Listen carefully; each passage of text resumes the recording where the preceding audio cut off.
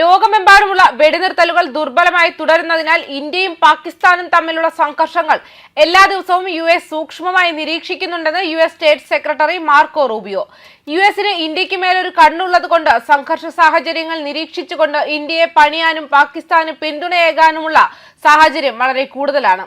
ഉക്രൈനിൽ വെടിനിർത്തൽ ചർച്ച ചെയ്യുന്നതിനെ വെല്ലുവിളികളെക്കുറിച്ച് NBC ന്യൂസിനോട് സംസാരിച്ച റൂബിയോ കരാറുകൾക്ക് ഇരുവശത്തു നിന്നും പ്രതിബദ്ധത ആവശ്യമാണെന്ന് ഊന്നിപ്പറയുകയും ചെയ്തു. വെടിനിർത്തൽ ഉണ്ടാകാനുള്ള ഏക മാർഗം ഇരുപക്ഷവും പരസ്പരം വെടിവെക്കുന്നത് നിർത്താൻ സമ്മതിക്കുക എന്നതാണ്. റഷ്യക്കാർ അതിന് സമ്മതിച്ചില്ല എന്നും റൂബിയോ പറഞ്ഞു.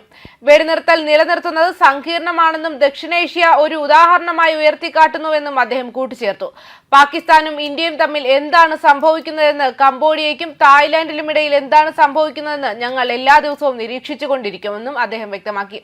വെടിനിർത്തൽ താൽക്കാലിക ആശ്വാസം നടക്കുന്നുണ്ടെങ്കിലും ആത്യന്തിക ലക്ഷ്യം ദീർഘകാല സമാധാനമായിരിക്കണമെന്നും അഭിപ്രായപ്പെട്ടു. ഉക്രൈനിൽ ഇപ്പോൾ നമ്മൾ നേരിടുന്നത് പോലെ 3.5 വർഷത്തെ യുദ്ധത്തിന് ശേഷം വെടിനിർത്തൽ വളരെ വേഗത്തിൽ തകർന്നേക്കാം. പക്ഷേ ഇവിടെ നമ്മൾ ലക്ഷ്യമിടുന്നത് സ്ഥിരമായ വെടിനിർത്തലല്ല എന്നതിനോട് ആരും വിയോജിക്കുന്നുമില്ല എന്നും ഞാൻ കരുതുന്നില്ല. ഞങ്ങൾ ഇവിടെ ലക്ഷ്യമിടുന്നത് ഒരു സമാധാന കരാറാണ്. അതിനാൽ ഇപ്പോൾ ഒരു യുദ്ധവുമില്ല, ഭാവിയിൽ ഒരു യുദ്ധവുമില്ല. ഒരു പ്രത്യേക ഫോക്സ് ബിസിനസ് അഭിമുഖത്തിൽ പ്രസിഡന്റ് ഡൊണാൾഡ് ട്രംപ് മധ്യസ്ഥതയ്ക്ക് അംഗീകാരം അവകാശപ്പെട്ട ഒരു മേഖലയായി ഇന്ത്യ പാകിസ്ഥാൻ പിരിമുറുക്കങ്ങളെ റൂബിയോ പരാമർശിക്കുകയും ചെയ്തു.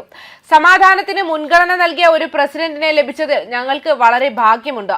കംബോഡിയയിലും തായ്ലൻഡിലും ഞങ്ങളത് കണ്ടു. ഇന്ത്യ പാകിസ്ഥാനിൽ ഞങ്ങളത് കണ്ടു. റുവാണ്ടയിലും DRCയിലും ഞങ്ങളത് കണ്ടു, റൂബിയോ പറഞ്ഞു. മെയ് 10 മുതൽ US മധ്യസ്ഥതയിലുള്ള ചർച്ചകൾക്ക് ശേഷം ഇന്ത്യയും പാകിസ്ഥാനും പൂർണ്ണവും ഉടനടിയുള്ളതുമായ വെടിനിർത്തലിന് സമ്മതിച്ചതായി ട്രംപ് ആവർത്തിച്ച് വാദിക്കുകയും ചെയ്തു.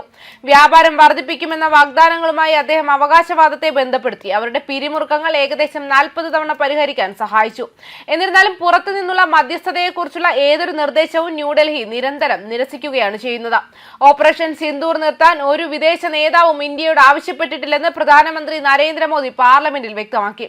അതേസമയം വിദേശകാര്യമന്ത്രി S ജയശങ്കർ മൂന്നാം കക്ഷിയുടെ പങ്കില്ല എന്നും വെടിനിർത്തൽ വ്യാപാരവുമായി ബന്ധപ്പെട്ടിട്ടില്ലെന്നും വ്യക്തമാക്കി.